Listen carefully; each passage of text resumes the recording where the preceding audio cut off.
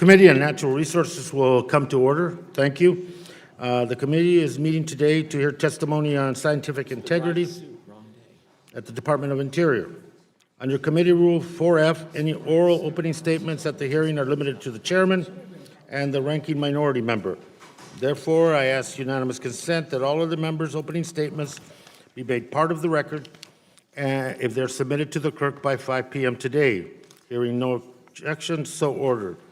I will now recognize myself for opening statement. First of all, I want to extend a special thank you to our witnesses for taking the time to be here. Two of our witnesses in particular will be sharing experiences that have been difficult for them, and want to extend our appreciation for you doing so and sharing those stories with us. Today's hearing will examine scientific integrity, or rather the lack of scientific integrity under the current administration at the Department of Interior. It's no secret that this administration is not a big fan of science, especially when it comes to science that has overwhelmingly determined that climate change is caused by humans and is threatening nearly every aspect of our lives and certainly of the work of this committee. We have seen story after story about climate change being deleted from government websites, senior advisors suggesting we consider alternative facts, and science and climate change deniers being appointed to leadership positions. But there are a few places in the Trump administration where the attack on science has been more intense than in the Department of Interior. Today, we are going to hear from two people who were employed with the National Park Service and the Department of Interior. Their stories are deeply disturbing, but not unique. Narrowing those stories down to two was difficult. We could have talked about Steve Sprengel, the now retired Fish and Wildlife Service employee in my home state of Arizona. Mr. Sprengel says he was pressured by a, quote, high-level political to change his decision about the impacts of a housing development on endangered and threatened species. The development in question is a massive, with over 28,000 homes, golf courses, and other amenities in the already parched Arizona desert. There is no question that this development would devastate the nearby San Pedro River, the last major free-flowing river in the entire Southwest. But as it turns out, that development just happens to be owned by one of the president's good buddies and donors, Mike Ingram.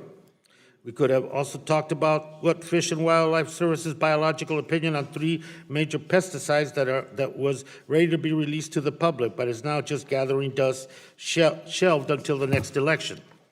We know that one of those pesticides alone could put 1,400 threatened and endangered species in jeopardy. This is the same pesticide that's so harmful to babies' brain development that some states have already passed bans on the use of it at all. Of course, there are also stories we probably haven't heard yet. These are stories that career scientists at Interior are afraid to share, and with good reason. They have seen their colleagues, like our witnesses today, get threatened, harassed, reassigned, and retaliated against. Interior's leadership had created a culture of fear and intimidation for scientists, not integrity. And let me be clear, it's not just the scientists who are the victims of all this. It is our public lands, our wildlife, and indeed us.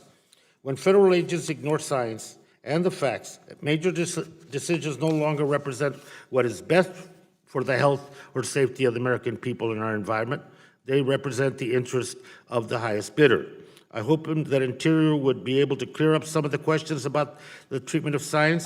We extended an invitation ahead of our unofficial deadline, but they refused to come, and that decision is hard to defend. I would also add the situation that occurred 2 years ago when we visited Appalachia to look at the aftermath of mountaintop removal. After that trip, community groups and health advocates in the area, in the Appalachia area, lobbied very hard to get a study. The previous administration awarded a health study to take 3 years. When President Trump was elected, it was canceled shortly thereafter, with not even a year worth of study and data being collected about the overall effects of mountaintop removal, the drainage, the waste accumulated, and the effects on the public health of individuals in that area. I mention that as well because I think after the break, we have requested information on that particular issue and on other issues over and over again. And one of the reasons for this oversight hearing, as well as actions to follow, is that we are at the point that the lack of response to that question and others is requiring us to fully explore and prepare for whatever legal actions we need to take to compel that information to be brought forth. With that, I now recognize the Ranking Member Bishop for his opening statement. Sir? Thank you, Mr. Chairman. Let me start by giving you some kudos. You might as well have them when they exist, for having a very clever title in today's hearing. I want you to know it's a cute title. Give us some slack because it's obviously harder to try and catch phrases in when you're working with the name Obama, but we will try to do that. This show could also be titled, Democrats accuse Trump of whitewashing climate science, or Democrats accuse Bernhardt of giving handouts to their buddies.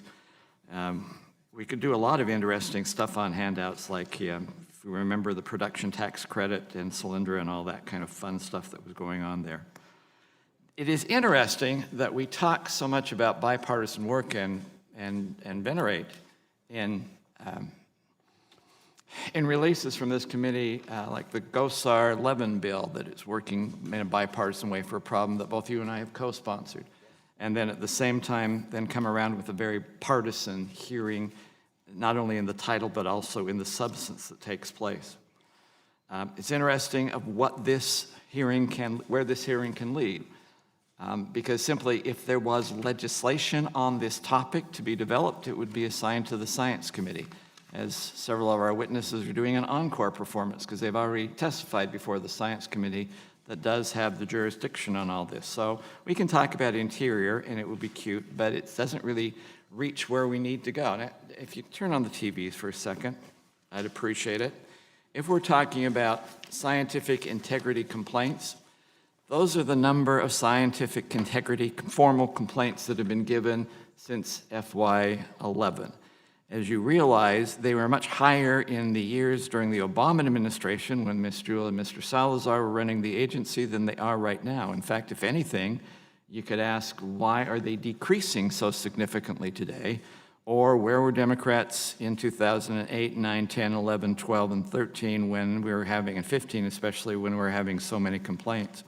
Because it cannot be forgotten that it was under the Obama administration where there were 2 cases of continuous data manipulation that was exposed at USGS Energy Resource Program Laboratory, where a scientific review panel found scientists to have intentionally manipulated the data. And it was under the Obama administration where a scientific integrity officer, Dr. Paul Hauser, was ultimately fired for bringing to light major discrepancies between data and conclusions reached by the administration. He stated that his challenging of Obama administration's conclusions resulted in systemic reprisals and termination of his employment. It was under the Obama administration that USDA was accused of suppression and altercation of scientific work for political reasons. It was Dan Ash who admitted in 2005 that he broke the law by not conducting a Section 7 consultation in respect to the administration's plan to eliminate warm water habitat for the endangered manatee. It was the same Dan Ash who refused to provide the data used to list the white bluff bladderpod, to the point that then Chairman Hastings had to issue a subpoena in an attempt to force data transparency from the self-proclaimed most transparent administration in history. It was the Fish and Wildlife Service signed closed-door ESA mega settlements, which established arbitrary deadlines for hundreds of adding listing decisions, including that bladderpod, and siphoning resources away from ongoing science-based protection and recovery. It was the Fish and Wildlife Service that asked that this is our proposal. Does anyone have any evidence out there to sustain it? And if it can't be done, then we will do our best guess as our policy decisions. In fact, in the Trump administration, it's Secretarial Order 3369 that was signed in September of last year by then Deputy Secretary Bernhardt, that directs the department to make its decisions on the best available science and provide American people with enough information to thoughtfully and substantially evaluate the date, methodology, and analysis used by the department to inform decisions. In essence, we are going to hear claims, some of them unfounded, some of them founded. but claims that I think can go through all administrations. And the bottom line is, if we really are serious about finding solutions to specific problems, then we should be able to work on those. But if not, if we're just going to come up with some partisan propaganda and throw it out here, then we will spin our wheels with partisan propaganda, and realizing that any legislation coming from this topic would never be assigned to this committee. It's in the jurisdiction of the Science Committee totally, where the hearing was properly held. In essence, we'll have another fun hearing. Won't be as cool as the one yesterday, but may have probably the same impact that takes place. Yield back. Thank you very much. And just before I introduce the panelists and the witnesses, thank you very much. Just to remind my colleagues that in the 114th Congress, when the O&I Committee and the function was established, one of the first hearings that we had was entitled Zero Accountability, the Consequences of Politically Driven Science. I mention that because this was a Republican hearing, essentially, the agenda and the witnesses. So this is not turn around as fair play. This is essentially being consistent with having some accountability in terms of how science is functioning in the Department of Interior, and we hope to continue that tradition. Mr. Chairman, as part of your introduction, I'll still remind you, I appreciate that comment. And we can talk about what the Department of Interior ought to be doing internally, but my statement still stands. If there indeed is legislation, and there is, it will be assigned to the Science Committee solely. We will not get a referral on it. So any legislation coming out of this is going to be fun and interesting and cute, but any legislation that comes from this committee is not going to be assigned to us and will not be part of our jurisdiction. And that's the problem. And that's not from my decision what we should or should not be doing. That's simply the parliamentarian's decision on where jurisdiction in this case lies. So let's go on with it and let the games begin. With that, let me now introduce our panel, and thank you very much again. Dr. Andrew Rosenberg is the director of the Center for Science and Democracy at the Union of Concerned Scientists. Mr. Joel Clement is a senior fellow at Belfair Center for Science and International Affairs at Harvard University. Mr. Darren Bax is a senior research fellow in agricultural policy at the Heritage Foundation. And at this point, let me yield to the gentlewoman from Colorado who will introduce our last witness, Ms. DeGette. Thank you so much, Mr. Chairman. I'm so honored to introduce my constituent, Maria Caffrey. You've come a long way to tell your story today, and I want to thank you for your really important work on climate change, sea level rise, and the national parks. I think the scientific expertise that you and your colleagues have provided our federal agencies is really important because our policies should be based on science. I don't think what happened to Dr. Caffrey, Mr. Chairman, is cute. I just want to report that for the record. And it's something we all need to hear today, and I'm really proud of you for coming. And thank you. Thank you. To the witnesses, the lights in front of you, when they turn yellow, you have a minute left to finish your oral presentation.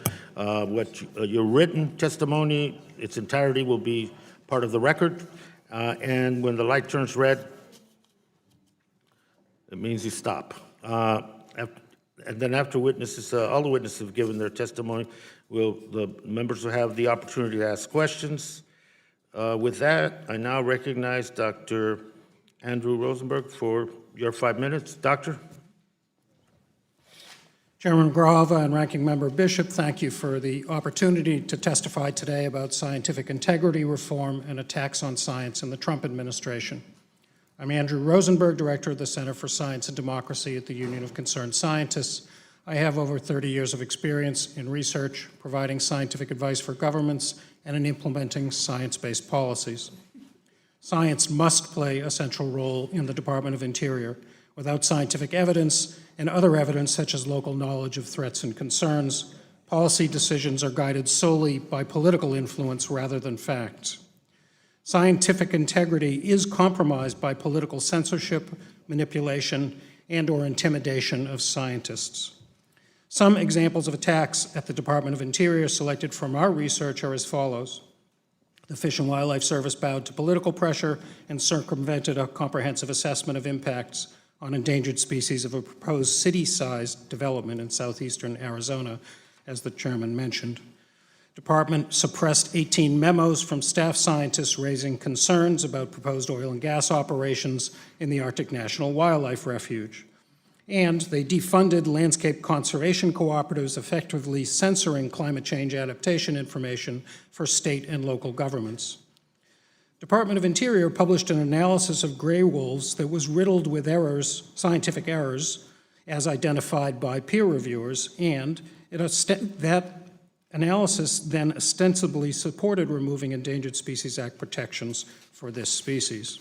And DOI officials blocked the release of a comprehensive analysis on potential dangers of widely used pesticides for hundreds of endangered species, as the chairman noted, 1,400. In addition, there are broader scales attacks on science that impact Interior and other agencies. These include tossing aside analyses that use confidential information, such as health records and endangered species location information. I believe that was referred to by the ranking member. Eliminating expert advisory panels across the government, but including at Interior. Changing the way benefits to the public are calculated and misusing the very concept of cost-benefit analyses. And arbitrarily restricting the length of and public access to environmental analyses regardless of the amount of information needed to inform the public and the policy. Now, I want to be clear, we don't highlight attacks on science to protect scientists. I'm not concerned that my feelings will be hurt or that the controversy over political decisions is not appropriate and real. I worked with fishermen for many years, and they can be, I might say, direct. I can take the heat, and so can many of my colleagues, but censorship and manipulation of results is misuse of our work, and most importantly, results in bad policies. Since 2005, the Union of Concerned Scientists has conducted surveys of federal government scientists to measure the level of political, corporate, and other pressures on their work. And in 2018, the scientists reported high levels of censorship and self-censorship. At the Department of Interior, a majority of respondents felt that considerations of political interests is a burden to science-based decision-making.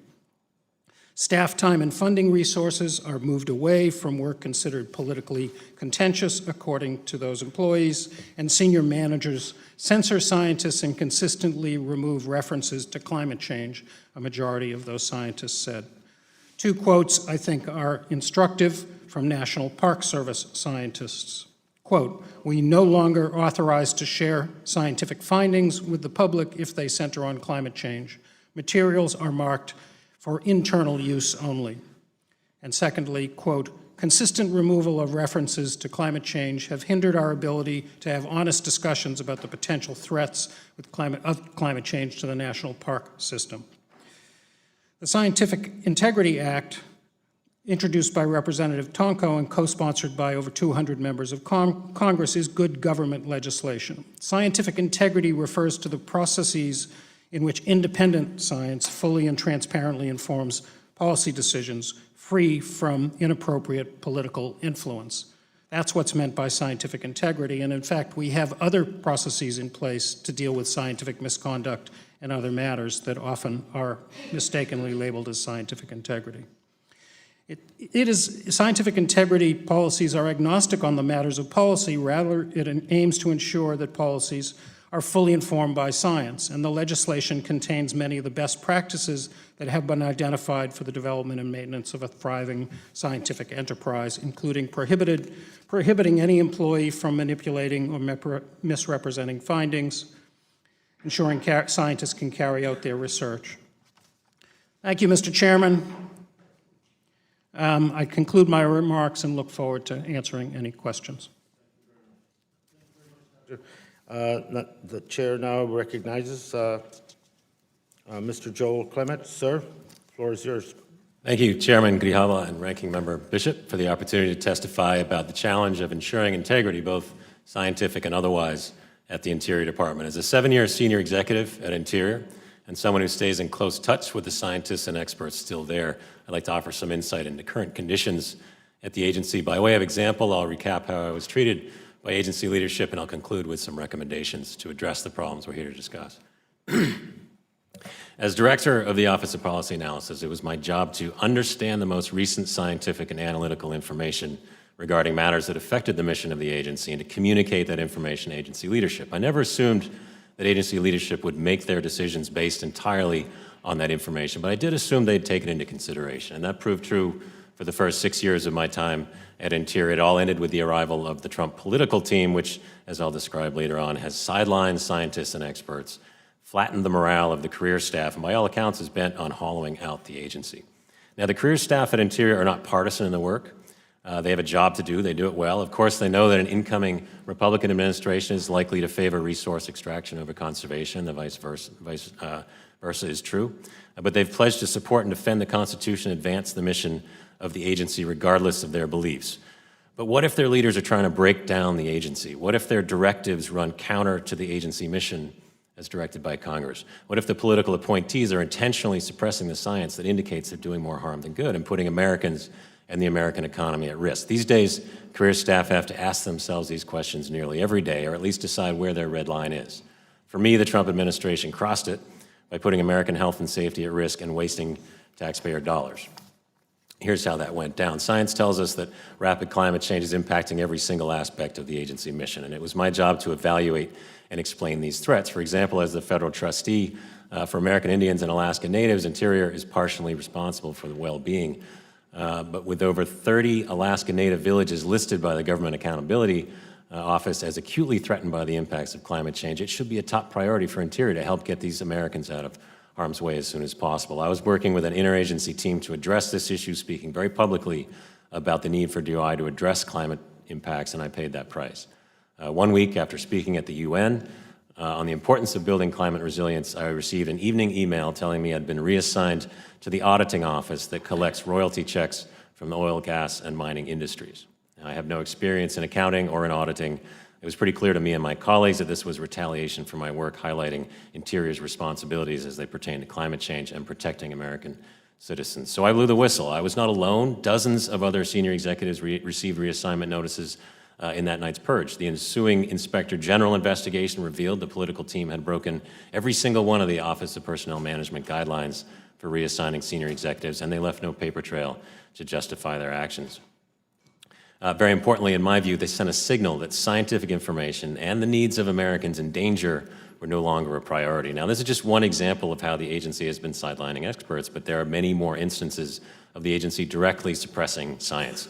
Among them, reports that Secretary Bernhardt ignored and failed to disclose over a dozen internal memos expressing concern about the impacts of oil and gas exploration on the Arctic National Wildlife Refuge, former Secretary Zinke canceling a National Academy study on the health impacts of coal mining right before lifting a moratorium on coal leasing, Zinke again instituting a political review of science grants led by an old football buddy that has bottlenecked research funding and led to canceled research, and the U.S. Geological Survey eliminating their entire climate change mission area. The list goes on and on. Not only does this group ignore science and expertise, they cross the line by actively suppressing it at the expense of American health and safety, our public lands, and the economy. They're intentionally leaving their best player on the bench. This is not what public service looks like. Political appointees have shown no hesitation to reassign, relocate, or otherwise make life difficult for career employees. As a result, agency scientists are self-censoring their reports and deleting the term climate change to avoid being targeted. They're being barred from speaking to reporters without advance permission. They face new barriers to attending professional conferences, and their work is being incompletely communicated to the public if it's shared at all. Now, it goes without saying that this is a betrayal of the public trust and that this culture of fear, censorship, and suppression is cheating American taxpayers. Now, these are dark times for science. The abuses have been taken to an extreme, and I'm sure nearly everyone in this room agrees we need to do better on these things. More broadly, we've seen a collapse of ethics and integrity norms at the agency in general. The question is, what can Congress do now to ensure that the federal science enterprise and the agency itself can rebound? Now, I have a few recommendations that I won't have time to get to as my time is up. I can certainly address those during the Q&A, but thank you very much again for the opportunity to testify. Thank you very much, Mr. Clement. I now recognize Mr. Darren Baxt, and I hope I said the last name right. You did, thank you. Oh, thank you. The floor is yours, sir. Thank you. Chairman Grijalva, Ranking Member Bishop, and its distinguished members of the committee, thank you for this opportunity to discuss scientific integrity at the Department of the Interior and in the federal government. My name is Darren Bax, and I'm a Senior Research Fellow at the Heritage Foundation. The views I express in this testimony are my own and should not be construed as representing any official position of the Heritage Foundation. Concerns regarding scientific integrity in the federal government are nothing new. President Barack Obama, in 2009 memorandum on scientific integrity, explained, quote, that the public must be able to trust the science and scientific process in forming public policy decisions. I'd add that the science and scientific process should be deserving of the public's trust. So what can be done to better achieve those objectives? I'd like to highlight 3 important solutions. The first is that Congress should strengthen the Information Quality Act. About 20 years ago, Congress passed the IQA. What better way to build public trust in the science than to allow the public itself to have the direct means to participate in improving the integrity of the science? That's what the IQA does. It helps to ensure the accuracy of the information disseminated by federal agencies, along with ensuring that such information is reliable and unbiased. Admittedly, the IQA's potential to ensure scientific integrity has been undermined by insufficient agency accountability, and judicial decisions have held the IQA does not authorize judicial review. To its credit, the Trump administration recently issued a new memorandum on ways to improve implementation of the IQA.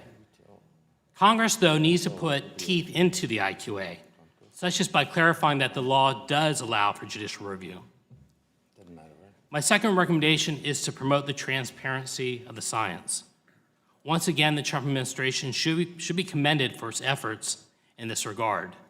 The EPA, through what is referred to as its secret science rule, is proposing that the data and methodology underlying its regulatory science will be made publicly available. This transparency effort should apply across the federal government, with adequate protections for privacy and confidential information. This whole issue is like math classes we all took. The teacher says to show your work, and that's what the agencies need to do as well. There have been claims that outside peer review by itself is sufficient. But the independence of peer review is not something that can merely be assumed, especially when many of the peers could be close colleagues. It's one thing when the peer review process is purely for academic purposes, but once studies are being used as the basis for public policies that have serious implications for the lives of Americans, the standards must be strengthened. And I'd like to stress this point. When we're dealing with rulemakings and other policy formulation, the self-interest of scientists inside and outside government don't take precedent over the protections in place to encourage public participation and our open system of government. Finally, my third recommendation is for Congress and agencies to ensure that science and policy are not conflated together. There is plenty of legitimate concern about scientific integrity, but criticizing policymakers for looking beyond the science to answer policy and legal questions is not one of those legitimate concerns. Science does not answer policy questions. Science can inform policy decisions by providing answers to objective questions without making value judgments. Therefore, for example, agencies should only ask advisory committees to answer science questions only. When legislators ask agencies to answer science questions, such questions should truly be those that don't involve non-scientific factors. And let me give you an example. The listing of threatened and endangered species should be based solely on the science. But since listings trigger regulatory requirements, they involve non-science related concerns. To promote scientific integrity, such as in the ESA, the listing decision should be decoupled from any regulatory implications. In conclusion, scientific integrity is something that, regardless of ideology, we should all support. There might be differences in what solutions we think are necessary, but increasing public participation and improving the quality of the science should be widely supported goals. Thank you, and I look forward to your questions. Thank you very much. Let me now recognize our final witness, Dr. Maria Caffrey, 5 minutes yours. Welcome. Good afternoon, Chairman Grijalva and distinguished members of the Committee on Natural Resources.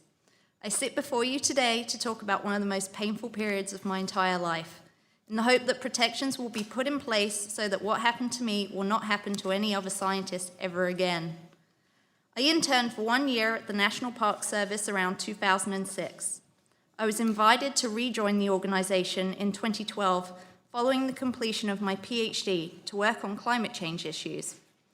I recognized the need for a consistent data set estimating how sea level rise and storm surge, driven by human-caused emissions of greenhouse gases, will affect coastal parks over the next century.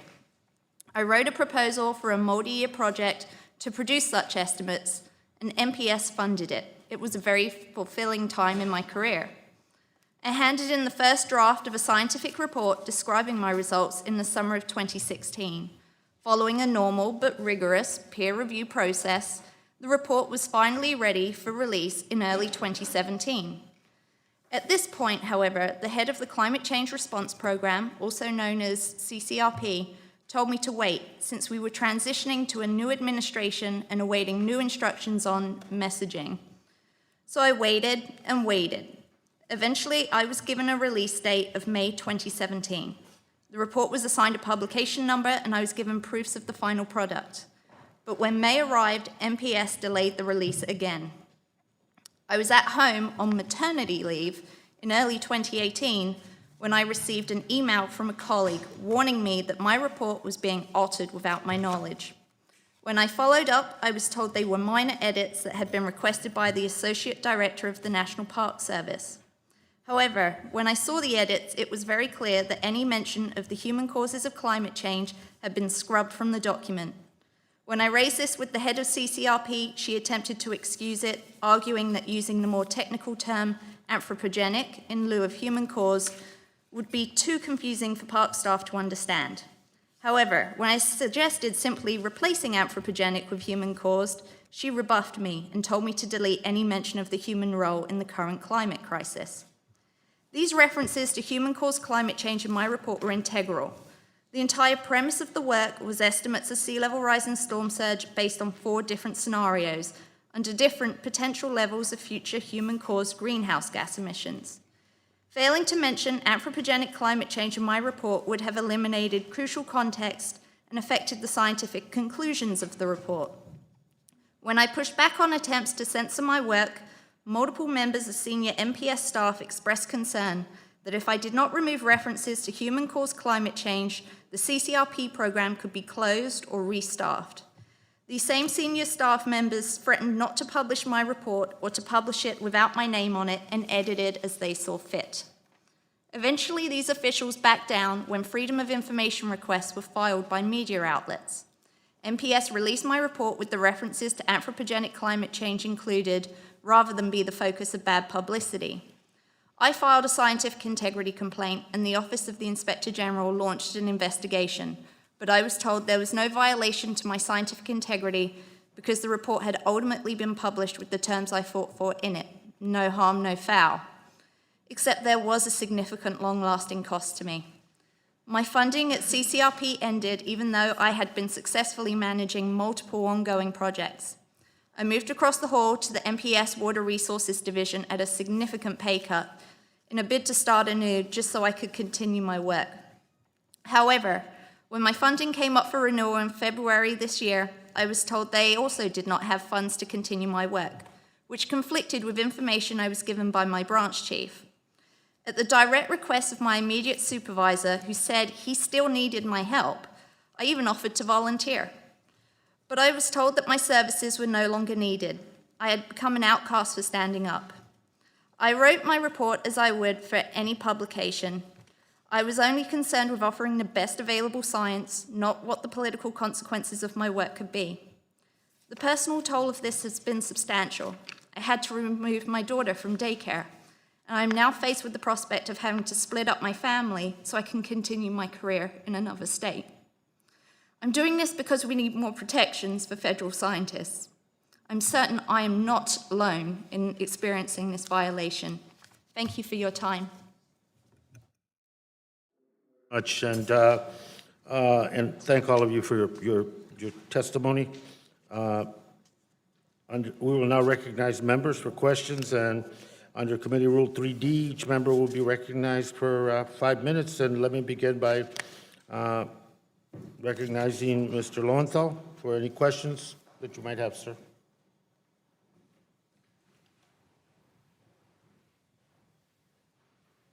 Thank you, Mr. Chair, and thank you to all the members of the panel for this very informative panel today. I want to start off by, really, I have two major questions, and my first one is, in August of 2017, the Interior Department canceled a half-completed study examining the potential health risks of surface mining activity. In September of 2018, the Department of Agriculture canceled a 2-year study regarding the potential environmental effects of copper-nickel mining in Minnesota's Superior National Forest, which we know which includes the boundary waters too, and so they canceled that study. These are only two examples of previously approved studies which would have given the agencies and the public a clearer idea of the environmental and health impacts of certain extractive activities at a local site. So my question is to Dr. Caffrey and Dr. Rosenberg and Mr. Clement, each of you or any of you, can you please tell me how important are studies like this? How much do agencies use them to inform them? Are they used by Congress, others? Here were two, what I considered major studies, just canceled halfway through. What is going to be the impact of this? Thank you Mr. for the Rosenberg. question. I appreciate the question, Congressman. So these studies, as a former agency official, I can tell you that studies like this are extremely important because they provide information from high-level scientists, in many cases, highly trained scientists, that the agency can't just develop internally. Now, in one of the cases that you mentioned on mountaintop removal surface mining, that study was actually requested by states in the Appalachian region, and it was a study being done by the National Academy of Sciences, which is really the premier scientific institution in the country. I have worked with the Academy for many years. I've never heard of a study being canceled in midstream, no pun intended, and particularly one that was specifically requested to help inform states about a public health issue like this. There was a second study canceled by the Department of Interior that was underway at the National Academy on safety of offshore drilling rigs. That was also canceled in midstream because they said they didn't need the information. And frankly, the idea that the information is not needed is shocking to me.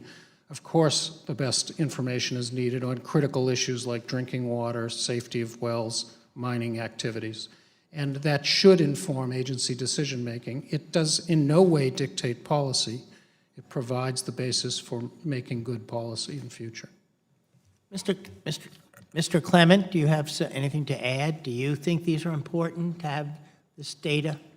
I do think it's important. Dr. Rosenberg covered most of the key points on those issues. I will say, though, that these are not just important because they underpin or can underpin a lot of decision-making, but because people depend on this information being out there. The people of these Appalachian states requested this study because they were concerned. They're concerned about their health.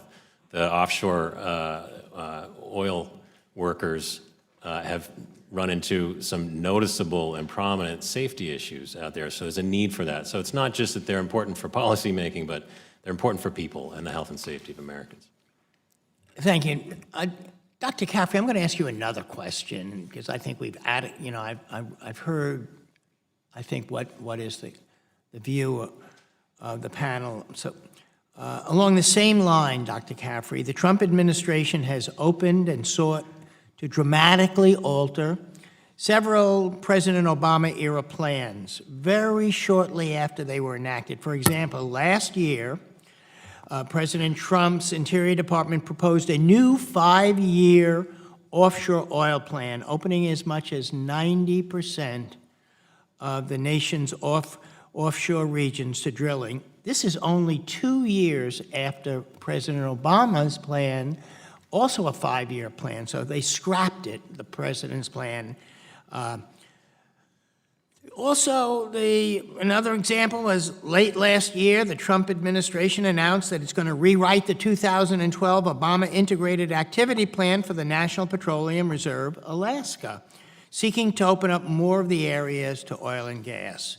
So the president's administration is reversing well-intentioned, well-studied, thought-out policy, not trying to improve them, with the final goal of advancing commercial interests, it seems like, rather than collecting data, or basing it on data. I was hoping that you could speak to the importance of data collection also.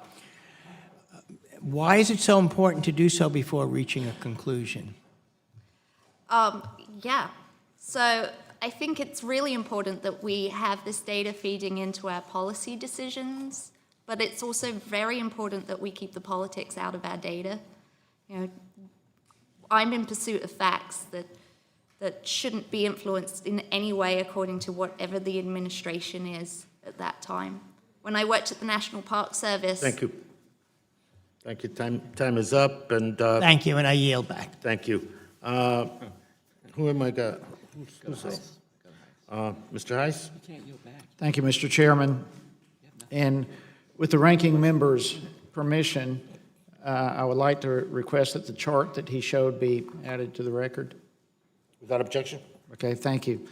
Mr. Bax, lately we've heard a lot of blaming, if you will, global warming on a host of events happening around our world from my colleagues on the other side of the aisle, everything from violent events like the formation of ISIS, to the Syrian civil war, to Brexit, to the crisis at our border.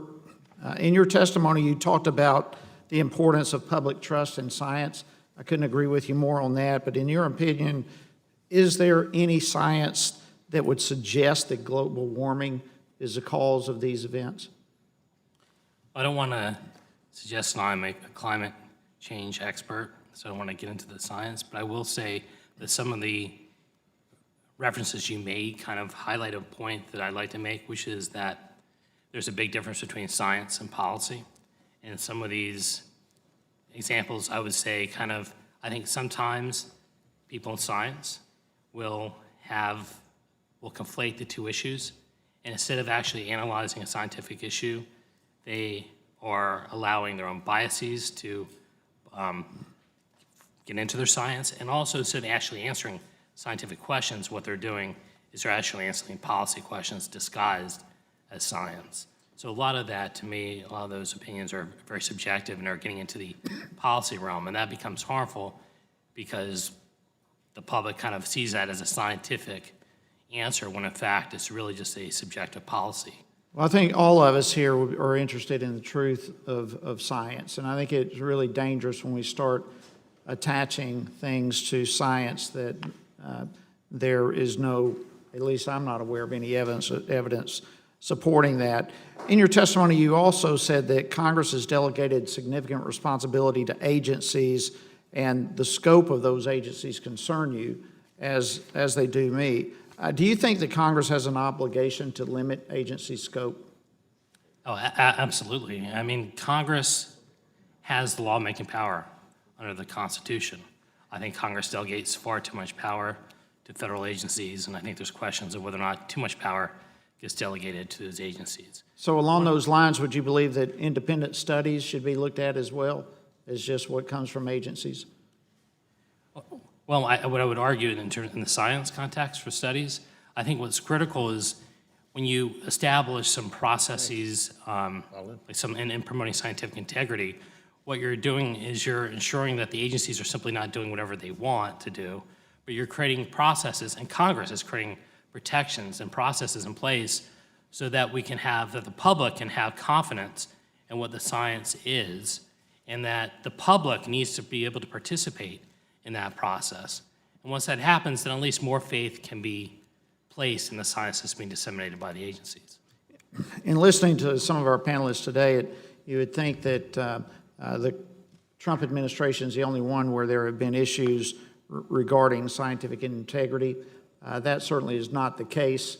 We have, you referenced, I believe, the Carter administration as well as the Obama administration. So would you agree with this is something that occurs frequently? Well, absolutely. And in my testimony, I was just listing some examples. I mean, we could probably come up with just constant lists of examples. But I think that one point that I think of Dr. Hauser. I believe you referenced right, Dr. him, Hauser. And it's ironic because Dr. Hauser was actually working on the Interior's scientific integrity team and and then wound up being retaliated against and getting fired. for raising the undermining- flag of falsified information. Exactly. So it's kind of ironic, and that was in the Obama administration. But I think it's important to note that it's not simply political appointees or political folks interfering or stifling science. It's also the processes that exist within the government where I kind of highlighted an example of the EPA where when they were developing their WOTUS rule, they were supposed to have a final scientific report to inform the proposed WOTUS rule. The problem was the proposed rule was published before the final scientific report was ever published. So the public is actually commenting on a proposed rule that's not even informed by the science. That undermines scientific integrity. So there's many different ways that scientific integrity is impacted beyond simply some political appointee hurting the science. Thank you. I yield back, Mr. Chairman. Ms. Holland, time is yours. Thank you, Chairman. Let's see, Mr. Clement, I'd like to know a little more about the work you were doing for the people in Alaska and what the importance of that work was, if you could explain that. Thanks for the question. It has become very clear that with the loss of the sea ice in the Arctic, what they call the ice fence, and the melting of the permafrost, the coastal villages in Alaska are melting away and right now vulnerable. They're probably one big storm away from being wiped right off the map. And these were villages that were located on frozen ground, protected by sea ice much of the fall and winter. But when the big storms come in the fall now, they're completely exposed. So we have, the GAO has estimated over 30 villages that are imminently threatened and need to be relocated. So there's no getting around the fact that the Interior Department needs to address that as the federal trustee for American Indians and Alaska Natives. I was playing the role of coordinator here in Washington, D.C., working with an interagency group. We finally got all 20 some odd agencies that are engaged in the Arctic to work together and to meet monthly and start coming up with a list of grant opportunities and the ways that we might be able to get people out of harm's way.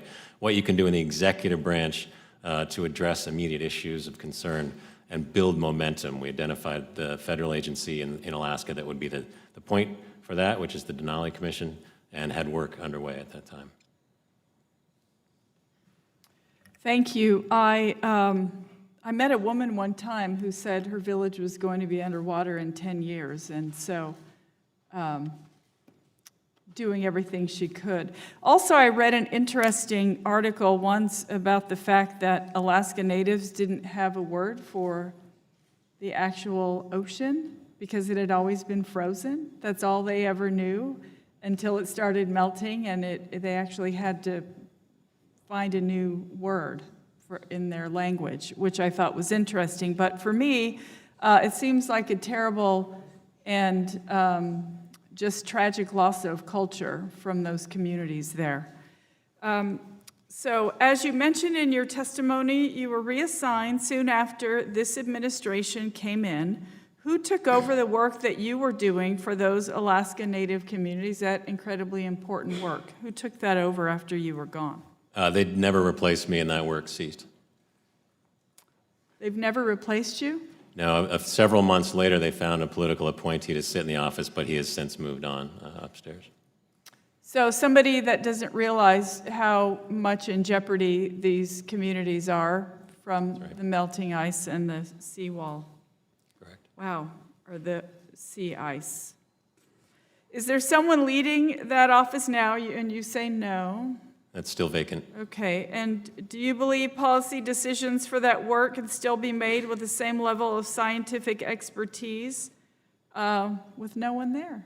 There's no one there to provide that, yeah. Okay, so in your opinion, what would be the impact of that office no longer having anyone there, much less any scientific leadership that sounds badly needed for those people, those Americans living in Alaska? Is there work that was underway that is no longer being continued, much, I guess, the same way we were just talking about research that stops in the middle of it?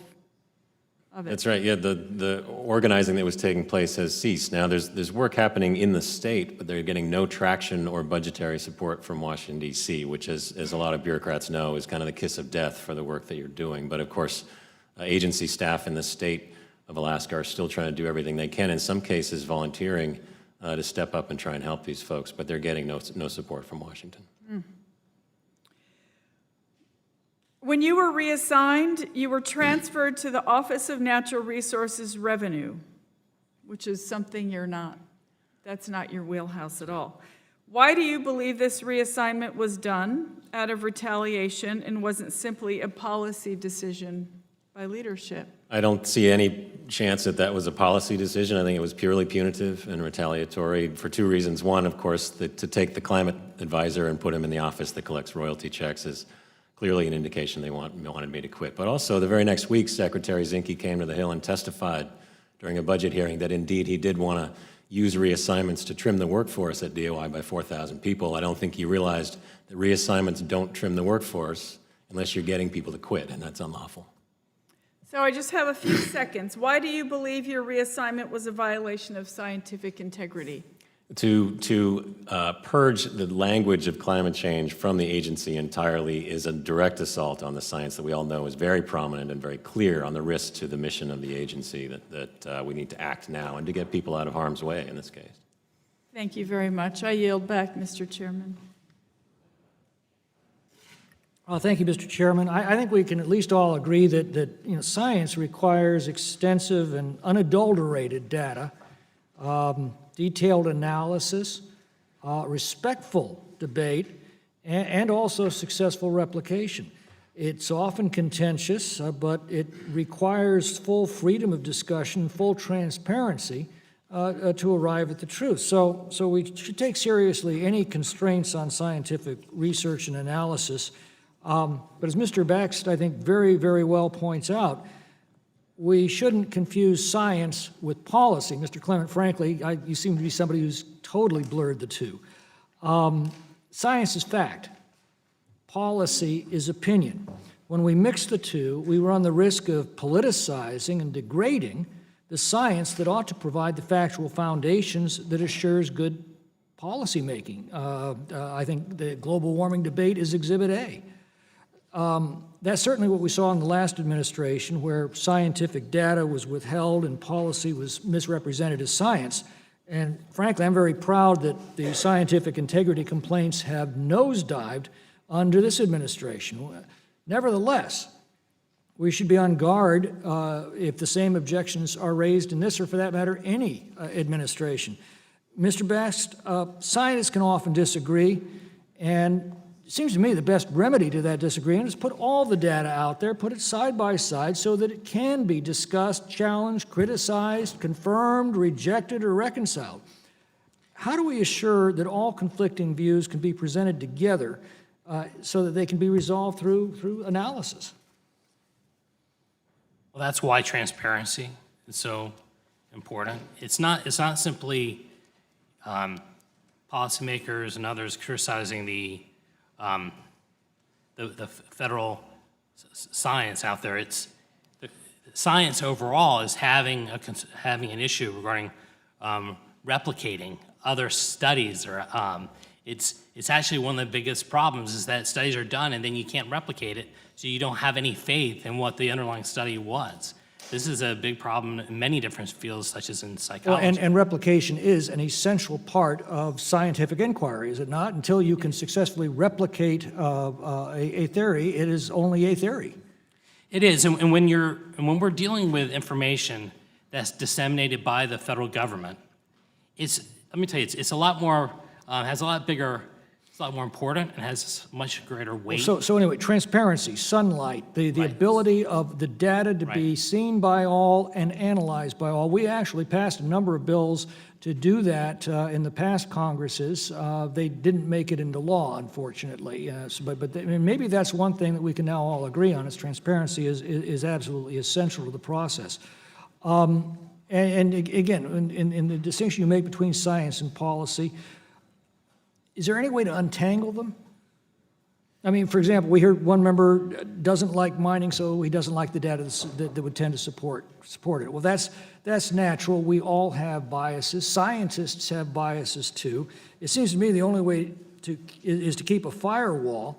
And since we all have these biases, maybe we need to develop a protocol where conflicting data can be posted side by side. That touches on your transparency, but I think we need to go further than that. Right, I think one of the beauties of the Information Quality Act and some of the efforts that are out there, like with the EPA, with the Secret Science, is trying to make sure that it's not just simply having access to the science. You need to know what the underlying assumptions were. Yeah. You need to have the codes, if they're available, the data. Well, that's been our frustrating with a lot of the rulemaking by the bureaucracies is we get the rule and they will not give us the supporting data to justify the rule. Plus- That mixes fact with opinion, science with policy.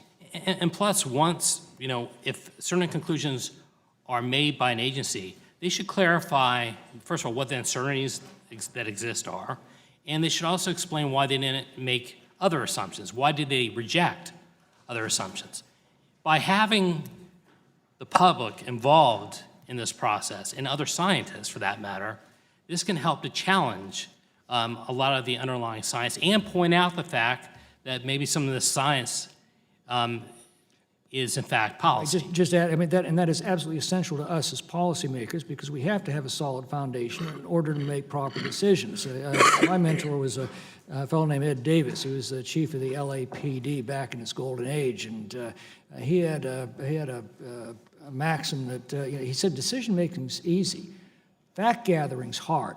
If you're having trouble making a decision, it's because you don't have enough facts or enough analysis of those facts. And I found that to be true, and so I think that the points you raise are absolutely central to our responsibility in the legislative branch. Time is yours. Thank you, Mr. Chairman. I find this conversation extremely interesting, and I want to ask you about it, Dr. Caffrey. When you were developing your report, were you developing a political report? Absolutely not. That never entered my mind at all. What were you doing exactly? I was putting together sea level and storm surge estimates so that we could protect our natural resources and our cultural resources in the best way that we could. So it was a scientific study, is that right? That is correct. Now, did you, when you do a scientific study, because you're a scientist, do you go into that with a preconceived idea? For example, when you're looking at the storm surges, do you go into that with a preconceived idea of how that's being caused? I mean, I have my science training that tells me the mechanisms that cause a storm surge Right. or a sea level rise, but no preconceived ideas beyond that. Did anybody tell you to do a scientific study that said that these surges were caused by human activity? No. That was the scientific That's result. the science. That's Okay. fact. Now, that's how, so just describe for me very briefly how you came to the determination that human activity played a part in this. Yeah, so I used data from the Intergovernmental Panel on Climate Change that I used to form my sea level rise estimates. And then we downscaled those data from 2100 and 2050 to estimates for 2030 as well. Now, as I heard you in your opening statement, you said that you were told to remove, I forget the word, but it's Anthropogenic. anthropogenic. You were told to remove that word not because it was an inaccurate scientific term, but because, as I think you said, it would confuse the people at the Park Service. Is that correct? That's correct. This was a report that was written for scientists at the Park Service, though, who should have training. Okay, to know that way. irrespective of that, they didn't say that the arthropodic cause was incorrect. They said they wanted to take you to take it out because it would confuse people. Yes, remove it completely. Now, if you had removed that term, or the more commonly known human caused, would that have impacted the scientific results of your study, and if so, why? Completely. It removes the meaning from my study. I prepared 4 different climate scenarios for those 3 different time periods. Right. And so those scenarios hang on how much greenhouse gases we produce in the future. If I'm not allowed to talk about greenhouse gas in the future, then I can't put any of these estimates together. And so as a policymaker, so you weren't developing a policy about what should be done, you were just saying what the science is. Would that be accurate? Correct. I was using the standard scenarios. So as a policymaker, when I'm trying to develop policy around climate science and what I should do, I have to rely on your studies being scientifically accurate. Is that right? From your understanding of what I do? Correct. So you weren't trying to do a policy, you were trying to do a scientific study.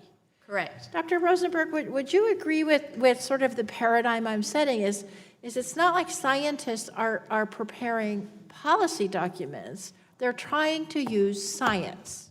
Yes, I think that's exactly right. I think that there has been a confusion in some of the discussion of saying scientists are straying into policy when they're producing results that's policy relevant, but they're not setting policy. And it's not like it's not like somebody's telling a scientist to do their study a certain way to get a policy result. If they are, that would not be sound science, right? Correct. If that was happening, that is a violation of, I would view, that's censoring or manipulating the scientific evidence and a violation of scientific integrity. Okay. That's not what we're talking about in general. Right. Now, Mr. Clement, nobody told you that the research you were doing was not scientifically sound, did they? No, that's right. In fact, I was just looking at the conditions and hearing from the villages what was happening to them. Okay, thank you. I yield back, Mr. Chairman. Thank you. Mr. Gosart, floor is yours. You want to stay around? Mr. Gosar? Oh, you're yielding? Yeah, she's the next. Oh. I'm just going by where the people are sitting. Thank you, Mr. Grijalva. Oh, Mr. Gosar, he's the one who recognized you. No, I'm just kidding. No. Anyway, we got many things in Puerto Rico, so I will yield to my friend Gosar. I thank the gentleman for Puerto Rico. Fabulous. Mr. Chairman, Nobody ever makes it easy. this hearing is yet another example of Democrats on this committee wasting time on political theater. Unlike the Obama administration that manipulated models and skewed science to justify their means, the Department of Interior under the Trump administration, highlighted by Secretary Bernhardt's decision to assign a career scientist to his staff as a dedicated science advisor, and the Department's Secretarial Order number 3369, which makes clear agency decisions that are based on best available sciences. Now, if we want to scrutinize science manipulation, then we should point the finger where it belongs, and that's at the Obama administration, who time and time again utilized bad science to rationalize their environmental attacks on jobs and private property rights.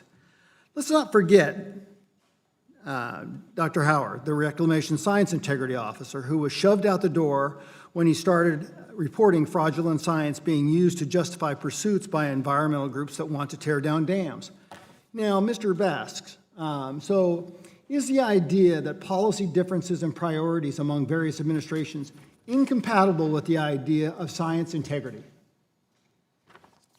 Absolutely, it's not. Every administration is going to have certain priorities. They're going to place priority over some research over others. This is just the reality. It's not a criticism of any party. It's just, what's going to happen. The fact that one administration is not focusing research on one area versus another is not a scientific integrity problem.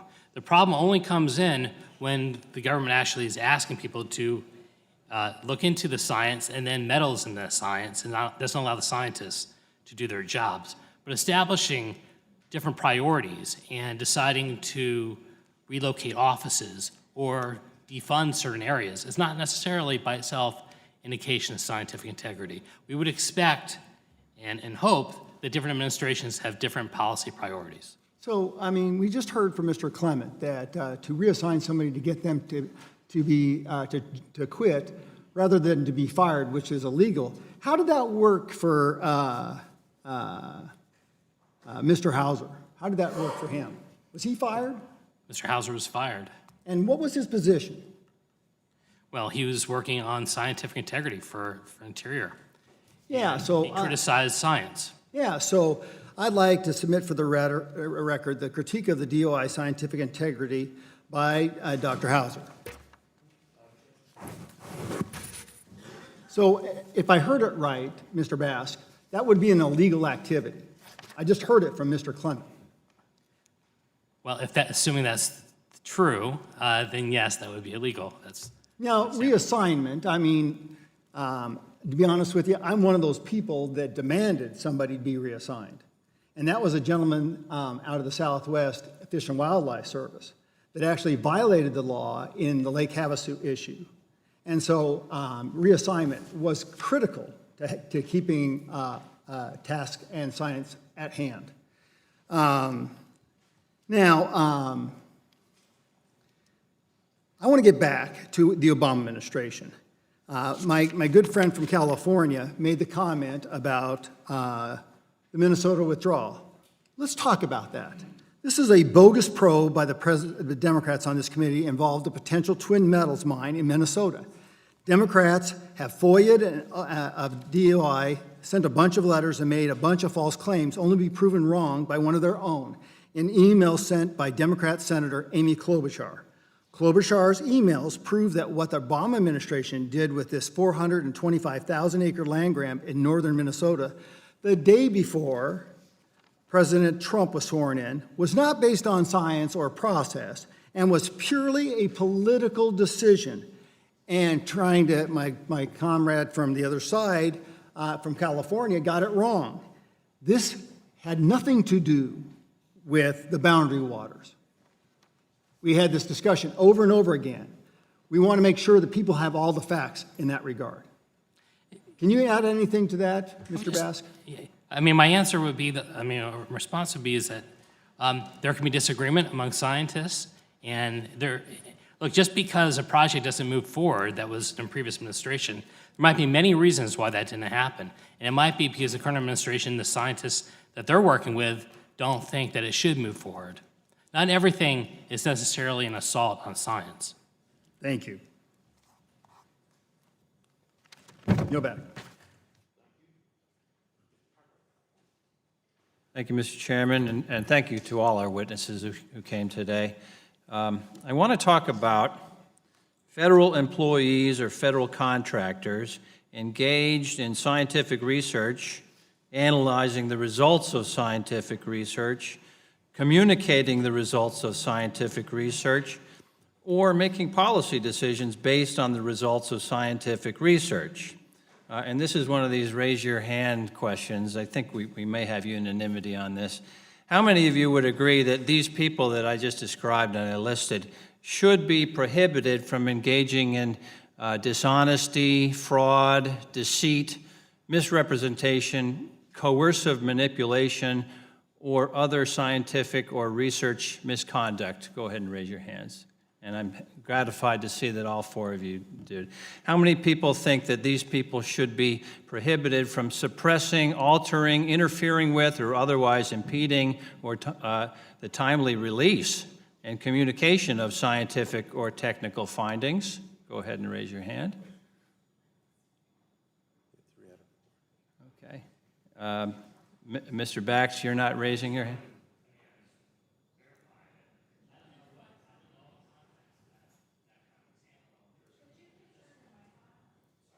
I don't know the context in that last examples. Okay, so there might sometimes very yes, well might be a sometimes reason not. why the time release may not make sense. And how example, many of you law would science. agree that these people should be prohibited from intimidating or coercing an individual to alter or censor or retaliating against an individual for failing to alter or censor scientific or technical findings? Raise your hands.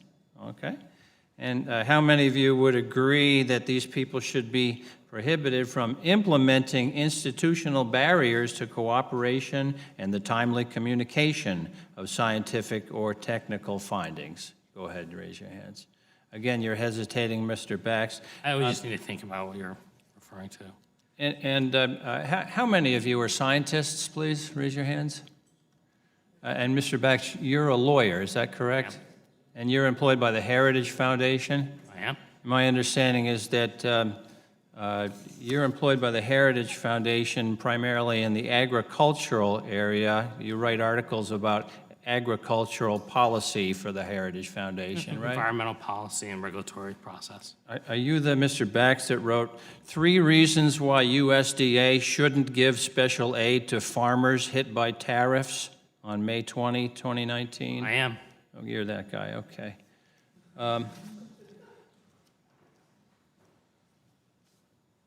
Well, what I was just reading to you from was my colleague, Mr. Tonko's bill, the Scientific Integrity Act, and it prohibits all of those things that I mentioned, and that's why I'm a proud co-sponsor, along with 203 other members of the Congress. Given really the bipartisan nature of support for this, I urge my Republican colleagues to jump on board, particularly those who are saying, engaging in the whataboutism that we've heard today. Well, it was, it's okay because the prior administrations under Democratic control did it. If you believe in scientific integrity, you should be a co-sponsor of the Scientific Integrity Act, sponsored by Mr. Tonko. For these reasons and the other ones expressed today, I want to thank all of you for appearing today and shedding light on this important topic. Thanks so much. And I yield back, Mr. Chairman. Mr. Curtis, time is yours. Thank you, Mr. Chairman and Mr. Ranking Member. I'm pleased to be here today. I want to try to express some thoughts that I've had about this that may run a little counter to what you otherwise hear. I deeply regret that when it comes to the environment, we make this such a partisan issue. And I think if we're going to make progress, we need to figure out how to not make it a partisan issue. There's 3 areas where I feel like we're kind of missing the mark in making progress, and I'd like to briefly explain those, and then to the extent time allows, have you comment on these 3 areas. One of them is a word that I hear bantered around a lot that just adds to the divisiveness, which is a climate denier. And I think it's to be frank, frequently Republicans are accused of being climate deniers. And I've thought a lot about this. I don't know anybody personally, and I come from the state of Utah, who I claim are the best environmentalists in the world. We just talk about it in a different vocabulary. That doesn't want to leave the environment better than we found it. And I've thought about this term climate denier, and I want to kind of give it a new definition, and maybe even in doing so, I'm going to make it more divisive than it already is. But it seems to me that in this discussion, there's so much emphasis on the United States reducing carbon emissions. And if I understand the science, we're about 15% currently of the carbon that's emitted into the atmosphere. And therefore, if we're not willing to talk about the other 85%, it seems to me that the real climate deniers are the ones who are trying to put 100% of this burden on the United States and leaving out the rest of the world in this conversation, and not trying to feel like we can solve this by ourselves. So that's the first area that I'm kind of curious to get your thoughts on. The second is what I see and I call the shaming, which is that we're trying to motivate people to be better environmental stewards by shaming. And I too frequently see us doing that, and in my experiences, that turns people off on this discussion instead of engaging them. And that we need to figure out a way to reward and incentivize good behavior instead of shaming the behavior that we don't like. And the third area that I would bring up for your thoughts and consideration is this concept that I call moving the bar. And that is this idea that as soon as somebody reaches a level of environmental stewardship that is better than where they've been, we're very quick to say, sorry, that's not enough. You need to do more. And we move that bar. Let me give you a really good example. I was the mayor of my city. At the time, we were heavily dependent. It was a municipal power city. We were burning almost exclusively coal. And I was told by many people, wow, if you could just move to natural gas, you would do wonders. Well, the moment we moved our city heavily to natural gas, I was told now natural gas is bad, and got the shaming effect, if that makes sense. And this is connected.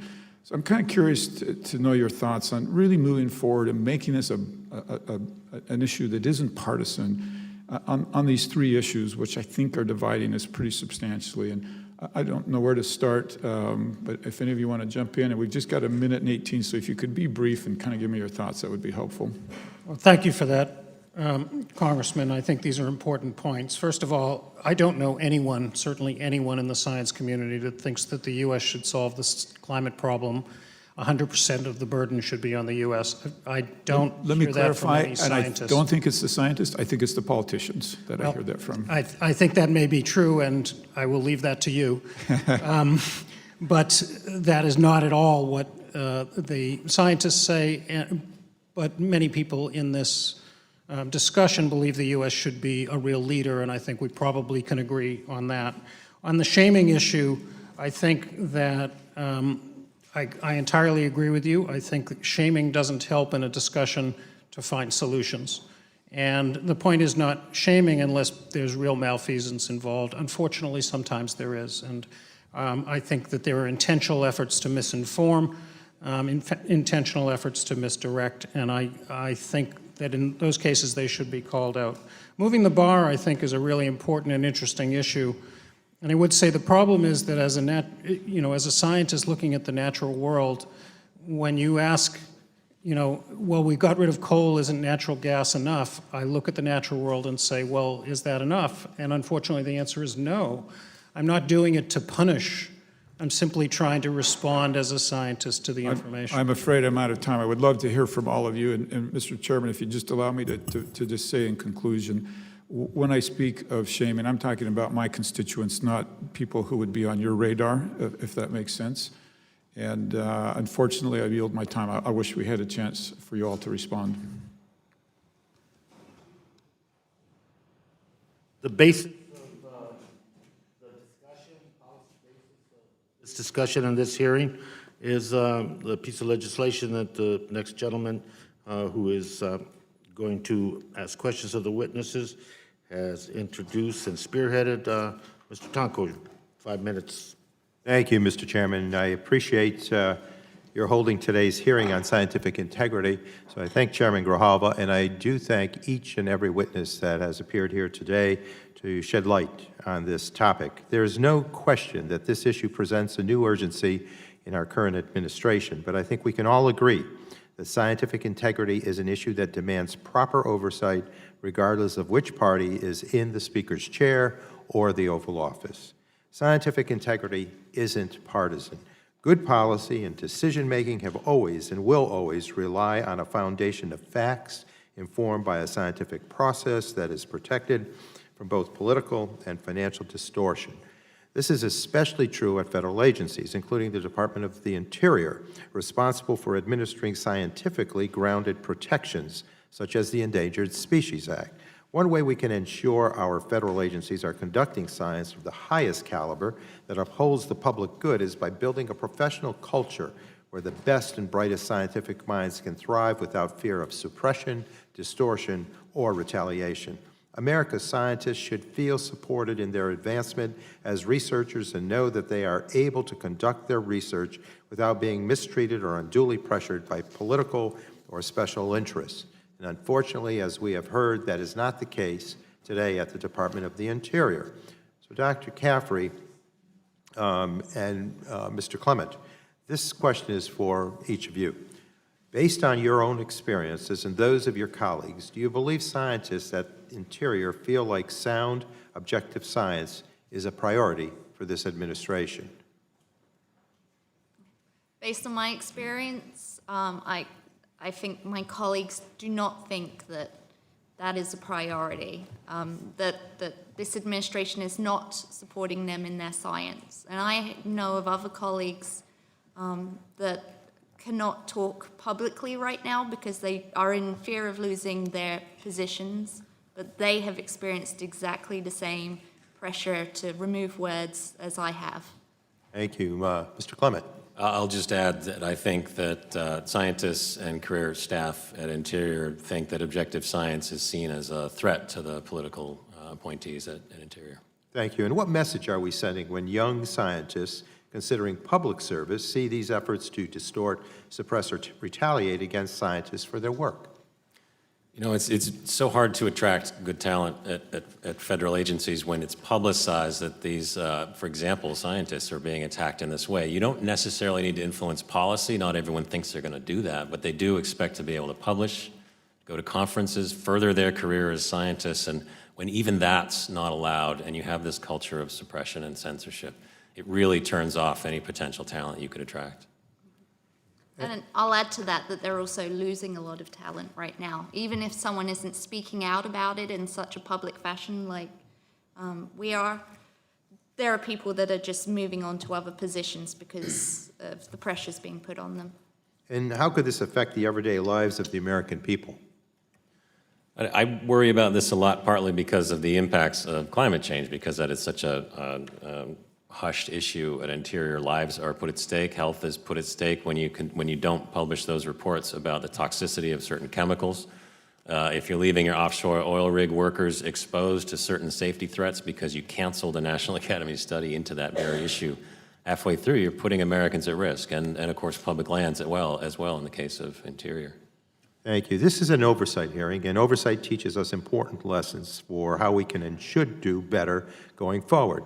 I'm proud to have introduced H.R. 1709, the Scientific Integrity Act, which would protect public scientific research and reports from the influence of political and special interests with robust scientific integrity standards at America's science agencies. So, Dr. Rosenberg, today we have heard about numerous breaches of scientific integrity at Interior that have exposed the American people to danger, whether by undermining public health and the environment or furthering the climate crisis. How would stronger scientific integrity standards help prevent or address some of those issues we have discussed here today? I think the fundamental thing that the Scientific Integrity Act would help do is get the information out in the public sphere. It no longer could be hidden.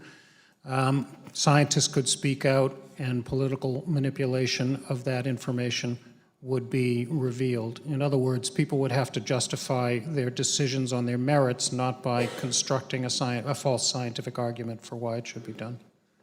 Yeah, Mr. Chairman, I have other questions that I wanted to ask. I see my time is up, but I just want to make this observation. Both sides have cited failure or have condemned actions of political parties in the past. If you believe in science and scientific integrity, we should have learned from that past and not look at, or for a reason not to do this, but to be compelled by having integrity be the guiding tool, the guiding force, and move forward and provide for a process that will guarantee that. With that, I yield back. Thank you, Mr. Chair. Thank the chairman. My colleague from New York says it very, very well. And it's no different than policy. When you have good process, you build good policy, it builds good politics. Plain and simple. And when my good friend from Utah was talking about the climate accord, once again, this is highlighted by that problem. What the whole deal with the Paris Climate Accord was that the United States was going to pay for it. That's the key here. And once again, it defied this principle. So good process, good policy, good politics would have been to bring it back as a treaty where it could have been discussed properly, That would have built a good policy to engage, and it would have been good politics all the way around. But the previous administration chose not to do it that way. They engaged in that aspect. So, Mr. Clement, real quickly, I just want to have a question anthropologically. How did the Native Americans get to northern North America? While this is getting off the topic of scientific integrity, they traveled across the Bering Land Bridge to get to North America. And how was that possible?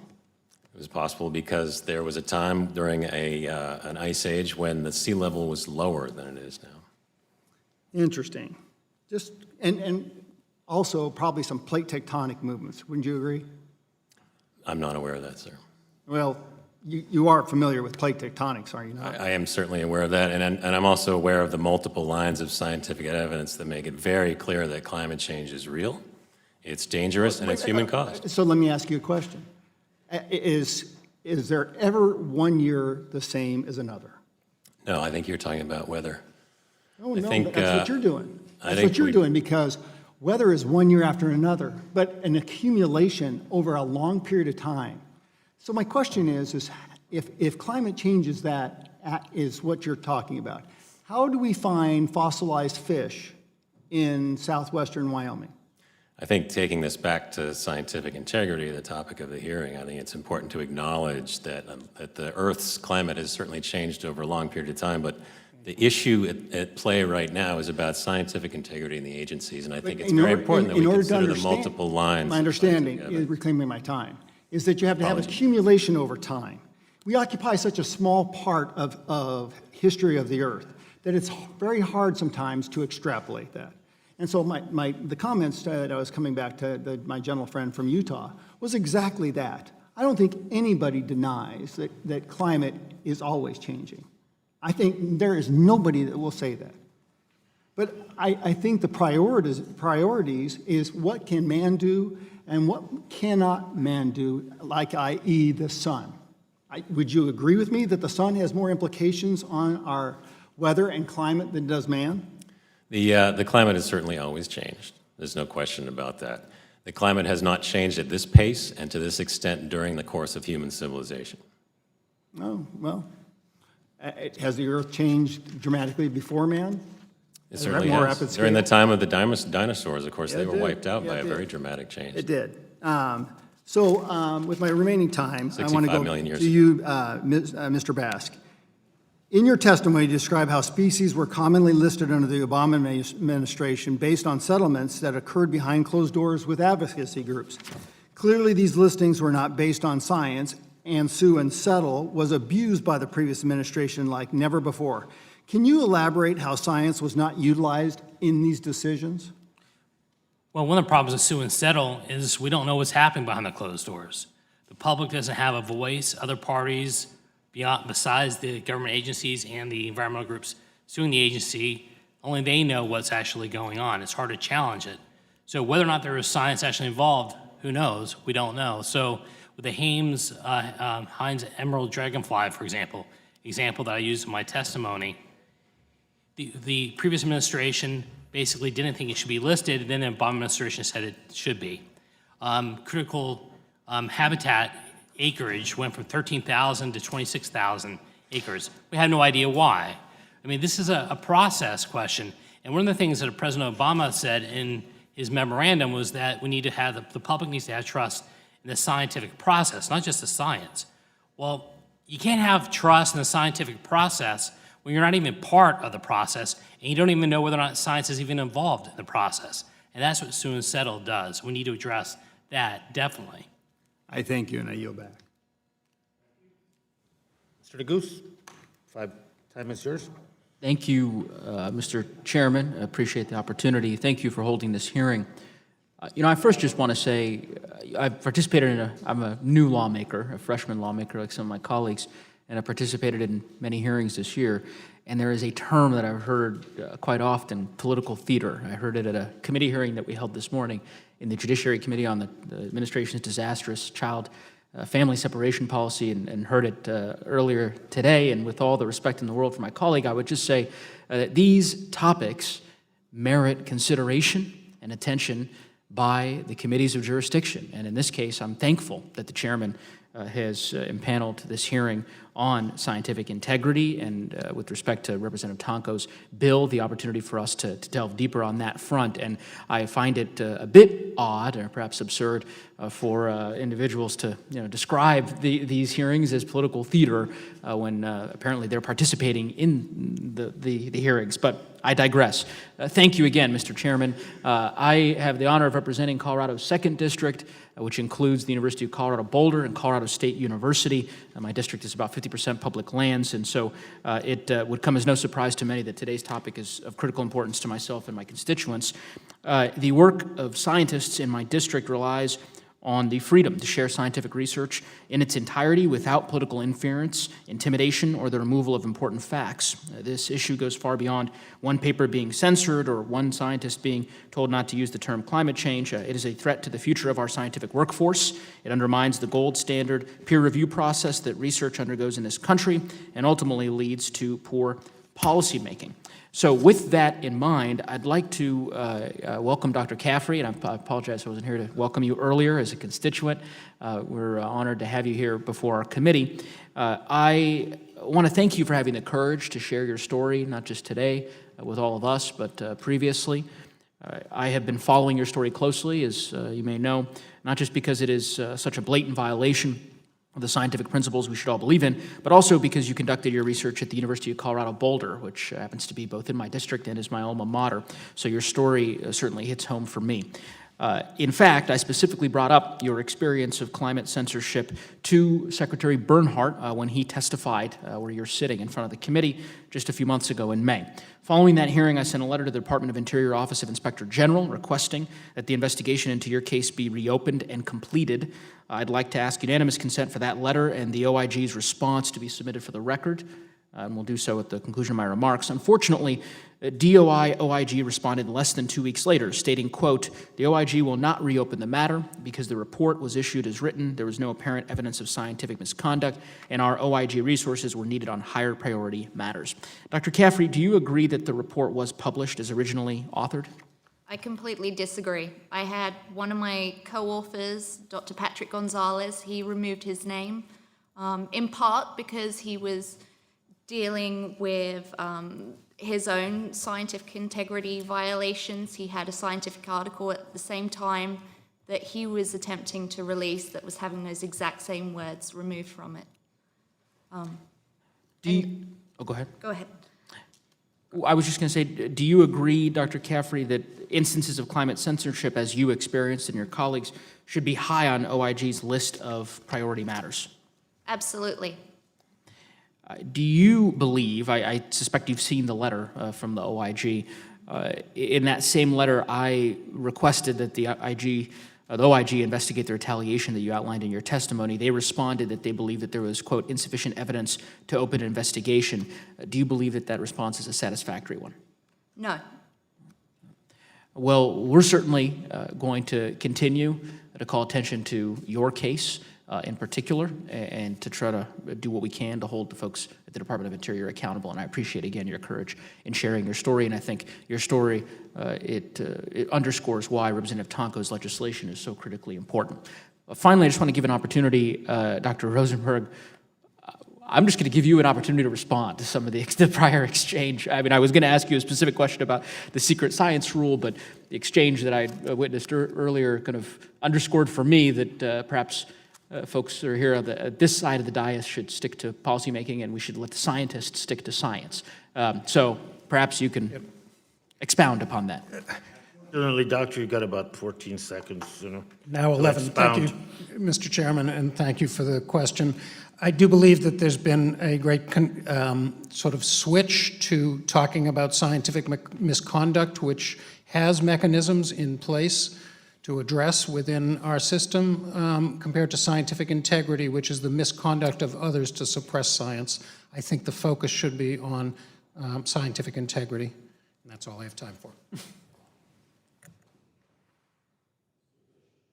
It's yours, sir. Thank you. I'm sorry Mr. Cartwright had to leave again, as did many of the others, because he made a unique distinction between employee and contractors and what kinds of options and rights that you have.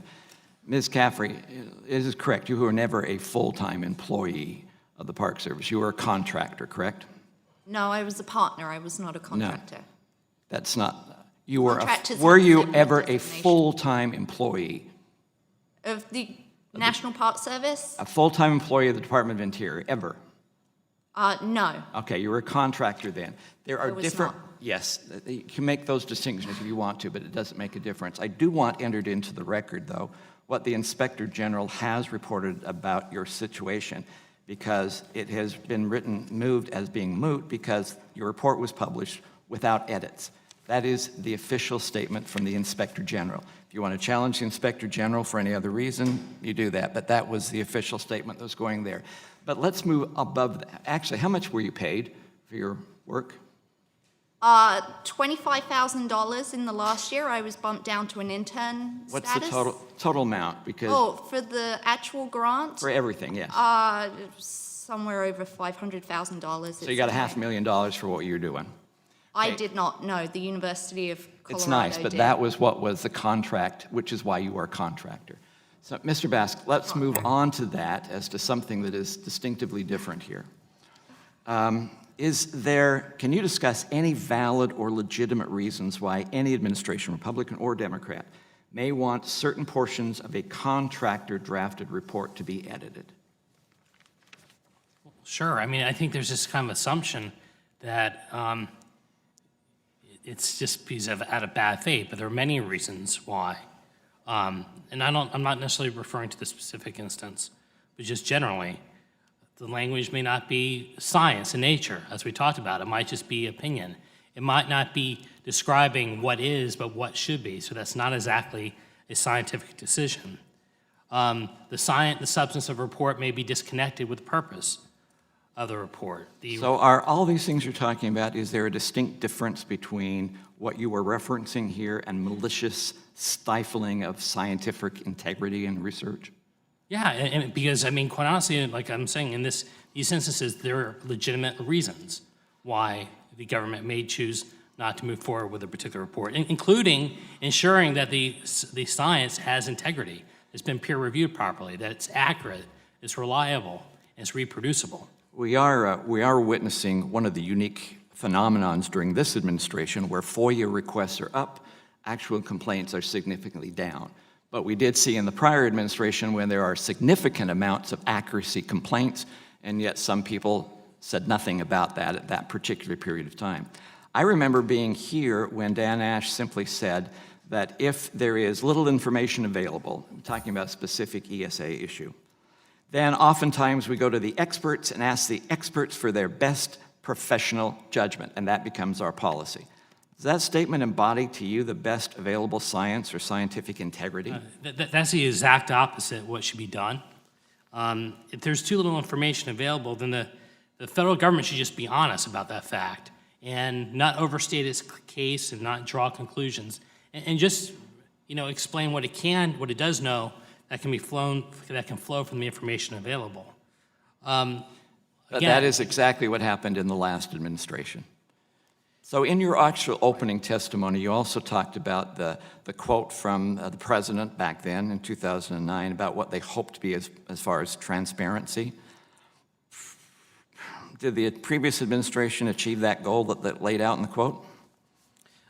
No, clearly not. I think you saw that with the Dr. Hauser's incident. You see that with examples I talked about with the water rule. You see that with sue and settle issues, which are unprecedented during the Obama administration, and other many examples that are both included in my testimony and elsewhere. Including with, and I appreciate you talking about the sue and settlement concept with Mr. Gosar as well. When we have certain groups like Center for Biological Diversity that has 143 lawsuits going on right now, does that lend itself to greater scientific integrity, or does it lend itself to more political decisions being made behind closed doors? That is political decisions being made behind closed doors. If it wasn't, it should be transparent and allow the public to participate in the process. And let us test the science. I've heard that discussed today, and I don't really know that anybody disagrees with that. Let's make sure the best science is used. Okay, so I don't have to actually yield back. I don't owe you 2, 3, 4, 5 seconds more. I thank you and yield back, and I illustrate today, I think you've illustrated some of the problems we have in looking at this administration versus past administrations and having a dual standard. That's why this is somewhat of a partisan hearing. Somewhat, a little bit, slightly. It's your time, Mr. Grijalva. Let me recognize a very patient gentleman, Mr. Clay. Time is yours.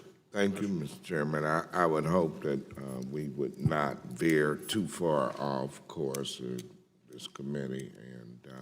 And the topic is scientific integrity. And I do remember 4 years ago, the last hearing we had in this subject, and it seems like a replay in some respects because we still have those on the other side who want to deny climate, want to deny science, and we know that policy decisions should be based on facts and informed by sound scientific research. And with that, let me go to Dr. Caffrey.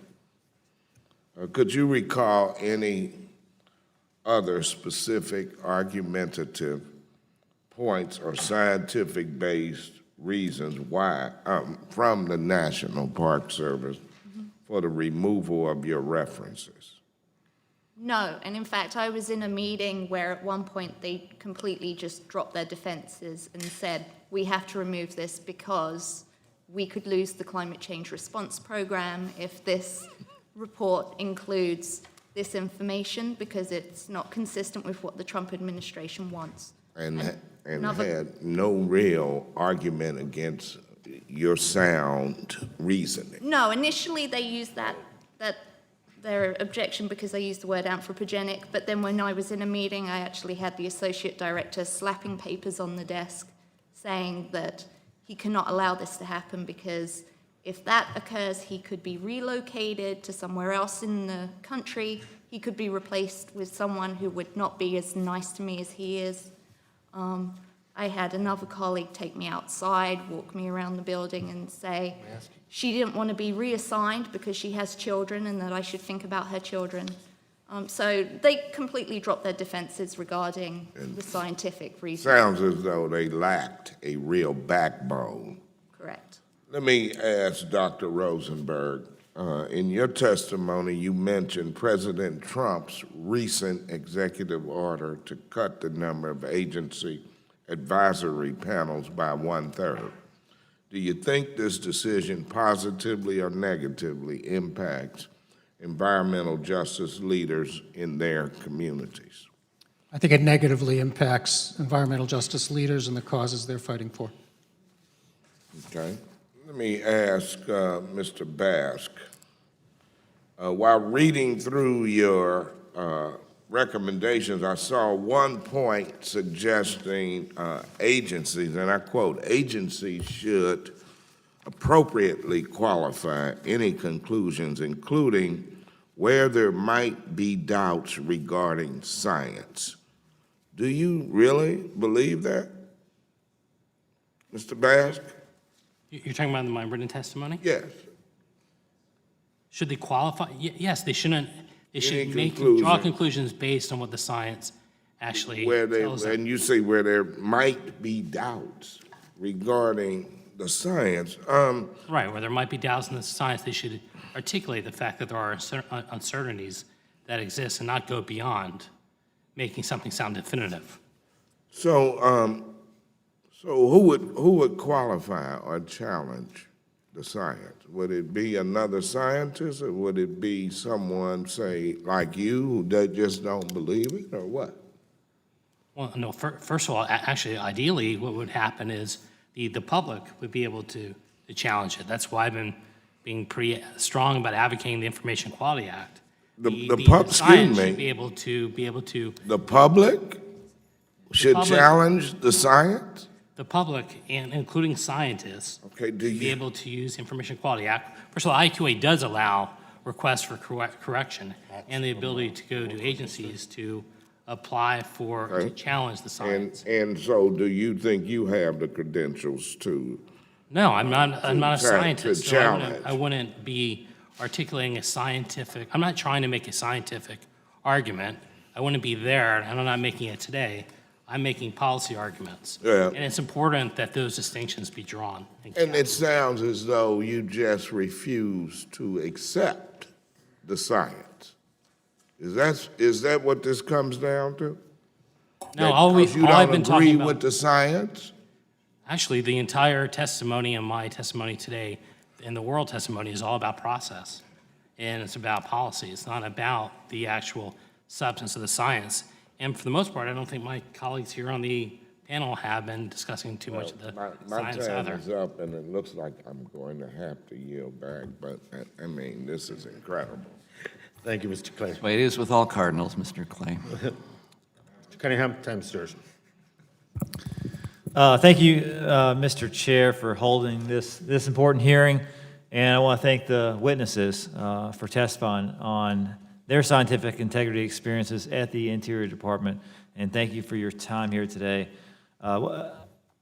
In my past life, before being elected to Congress, I worked as an ocean engineer, and at a very basic level, engineering is the practice of applying scientific principles to solve real-world problems, whether it's to build a bridge or create new types of medicine, write software, or protect marine resources.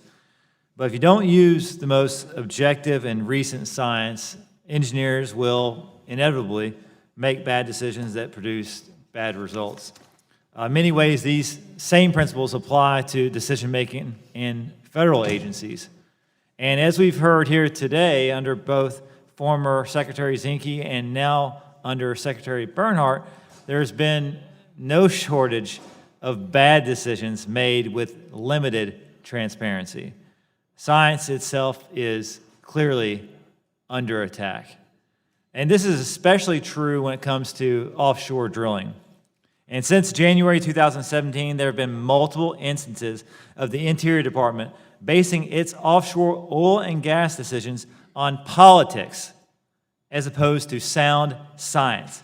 And Interior has tried to mislead the public about what exactly is happening.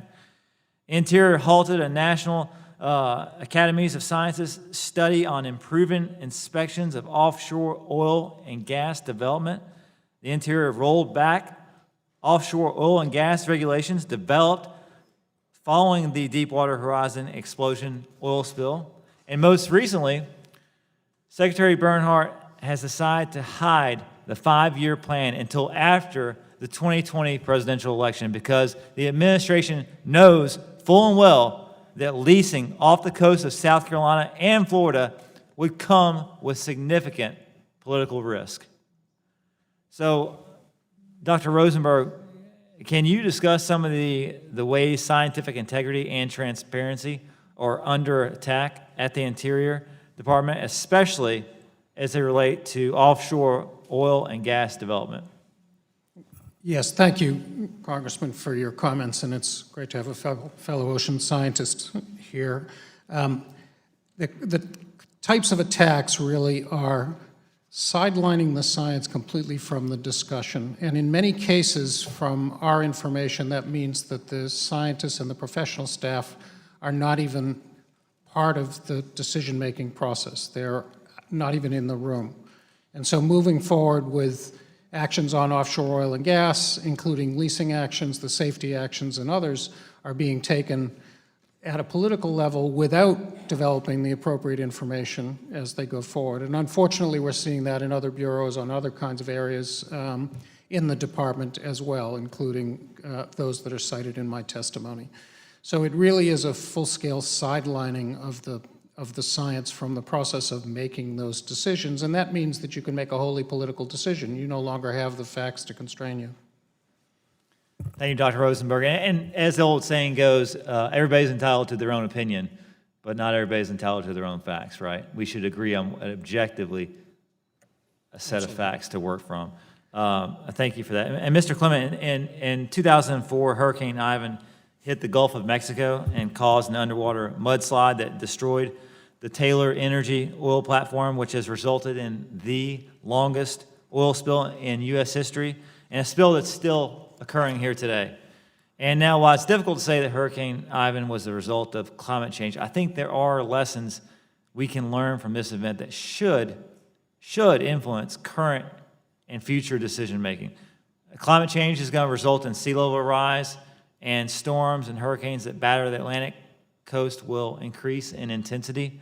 It's reasonable to assume that this increased storm intensity as a result of climate change will increase the likelihood of oil spills and accidents that could cripple local coastal economies like those in South Carolina, should offshore drilling come to our state. So my question to you is, do you think the Interior Department should incorporate the risk of climate change into decisions about whether to open new regions like the South Atlantic to offshore oil and gas development? They absolutely should, in many ways. We don't always attribute these calamities to a particular hurricane, to climate change, but we know the dice is loaded now. We know that sea level rise is going to affect storm surge levels. We know these hurricanes now speed up very rapidly, and they hold a lot more water. So there's no development, frankly, that should take place without understanding those considerations. Thank you, Mr. Clement, and thank you all to every one of the witnesses for coming today. I yield back. Thank you very much, and let me also thank the witnesses and recognizing myself. Dr. Rosenberg, the Union of Concerned Scientists, they've published multiple reports on the attacks on science under the Trump administration. One of these reports, I believe, focused solely on the Department of Interior. And also you did some polling of Interior employees as well. Talk about that in terms of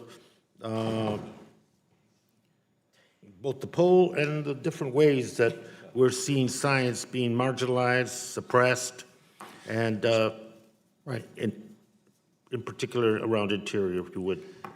Yeah, thank you, Mr. Chairman, for the question.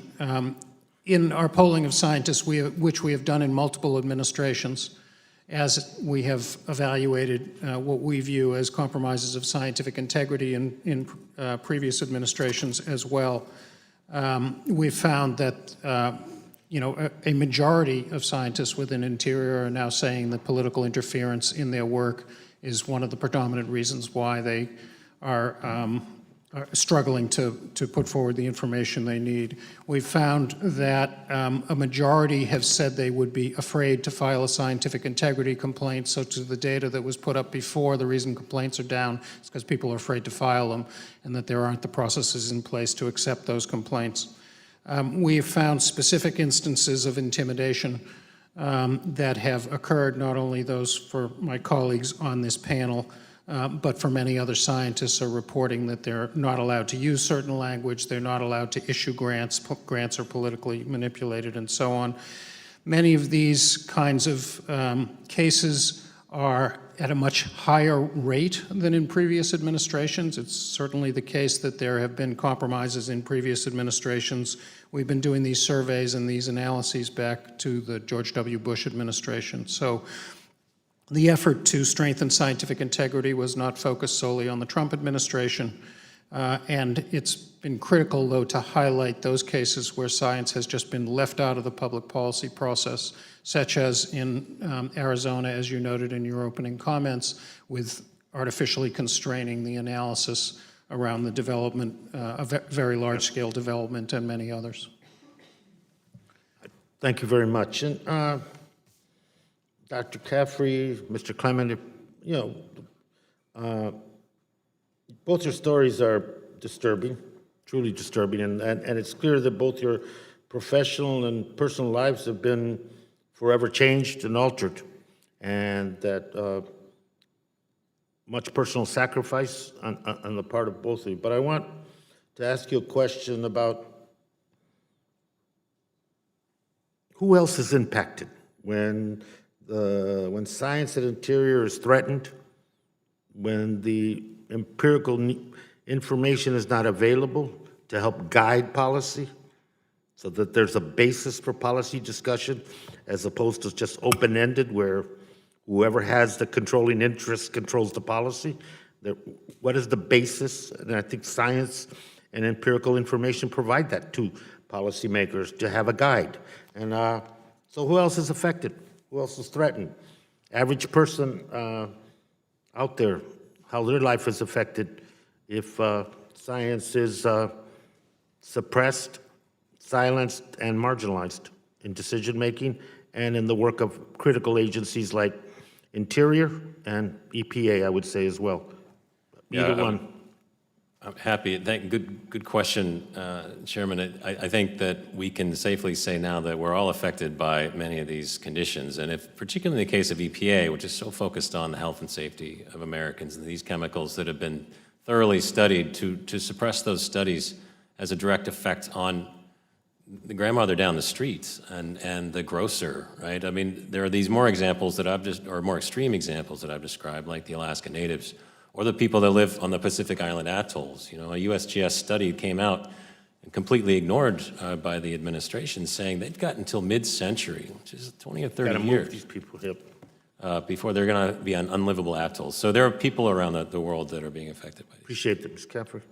The limited time I have. Yeah, just to build on that as well, from the climate change perspective, we're also shortchanging our future generations by denying this science right now. We need to take action. We need to be present. We can't wait 8 years to take action. I want to thank all of you for your valuable testimony, and appreciate it very much. If there's no further business, without objection, yes. Say that again, just say without objection. Without objection, Mr. Bishop's item for the record. The members of the committee have some additional questions to the witnesses, and if you would please respond to those in writing. The members will have 3 business days following the hearing. If there are questions, we will forward those to you, and we would appreciate it very much. And any additional information that you feel is pertinent, please forward it as well. With that, meeting's adjourned. Thank you very much.